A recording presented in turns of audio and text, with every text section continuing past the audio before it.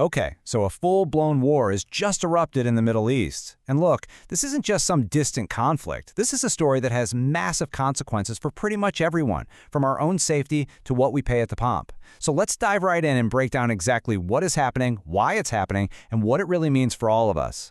You know, for so many people, this war became devastatingly real in just a split second.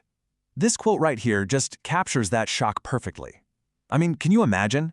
You're on vacation with your family, maybe having a moment of peace, and suddenly the hotel right across the street is hit. That line between being safe and being in a war zone, it just disappeared in a flash.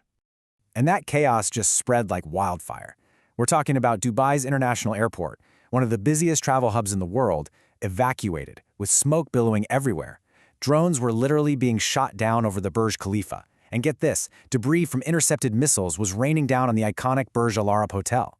Thousands of people, tourists, families were just stranded. So how did all of this personal chaos explode into a full-on regional firestorm? Let's zoom out and look at the actual military operations themselves to see how this all kicked off.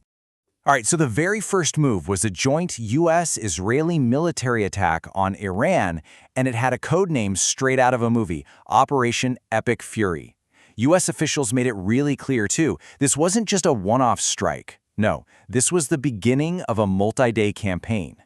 The targets they hit were widespread, and they were incredibly strategic.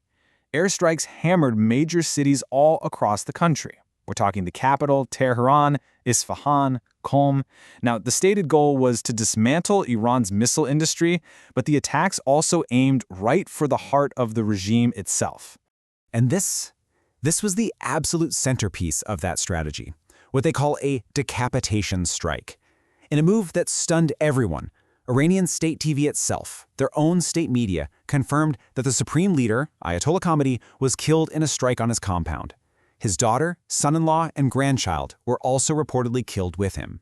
This quote from Donald Trump just lays the objective bare. There's no hiding it. The attack wasn't just about blowing up military hardware. It was about completely wiping out Iran's entire leadership structure. At the same time the supreme leader was hit, a whole group of top commanders was also killed in a Defense Council meeting. Now, Iran's retaliation, which they called Operation True Promise 4, had a completely different playbook, and this is a really important distinction. While the U.S. and Israel focused on military sites and leadership, Iran struck back not only at 27 U.S. military bases across the Gulf, but also at civilian areas. We're talking international airports and five-star hotels in Dubai, Kuwait, and Bahrain. Okay, so it's super clear this is not just a regional fight. The ripple effects are already being felt all over the globe. Let's dig into why this matters so much to everyone, especially if you're watching from India. First, you've got the human element.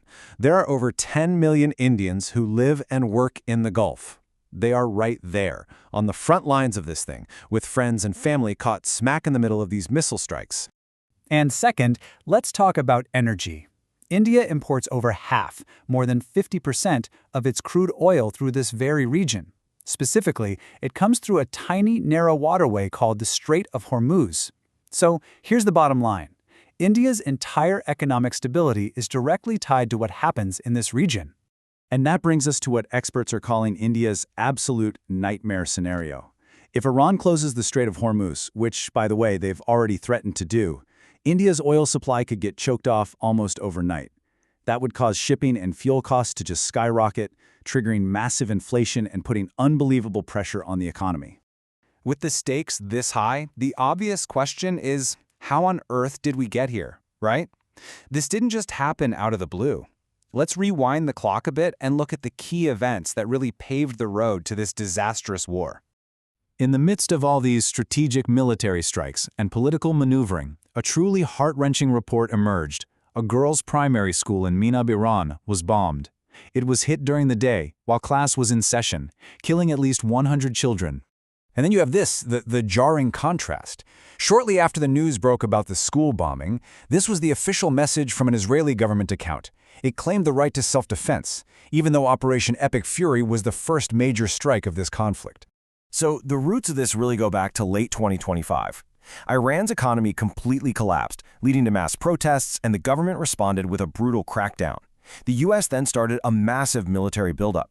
But here's the truly tragic part of this whole story. Just one day before the first bombs fell, an Omani minister said a peace deal was, and I quote, within our reach. That hope was just completely shattered. And if there is any doubt left about the ultimate goal of the U.S. attack, well, it was made crystal clear. In a direct message aimed at the Iranian people, President Trump didn't mince words. This was about regime change. It wasn't just a message to the government, it was basically an instruction to its citizens. This explicit goal of intervention, it raises a huge critical question. And it's a question history has forced us to ask before. Does forcibly removing a dictator from the outside actually lead to peace and democracy?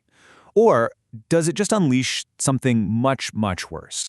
You know, this script here feels eerily familiar, doesn't it? The stated goal for Iran is to bring peace, democracy, and freedom. But if we just look at recent history, at similar interventions in Iraq and Libya, removing dictators like Saddam Hussein and Gaddafi didn't bring stability. It created massive power vacuums, which led to years of civil war and the birth of new and, in some cases, even more dangerous extremist groups. And so, as we all watch this terrifying conflict unfold, this is the fundamental question we're left with. As foreign powers step in to topple a regime they can't stand, are they actually planting the seeds for a lasting peace? Or are they just creating a new, more chaotic kind of war? The future of the entire region really hangs on that question.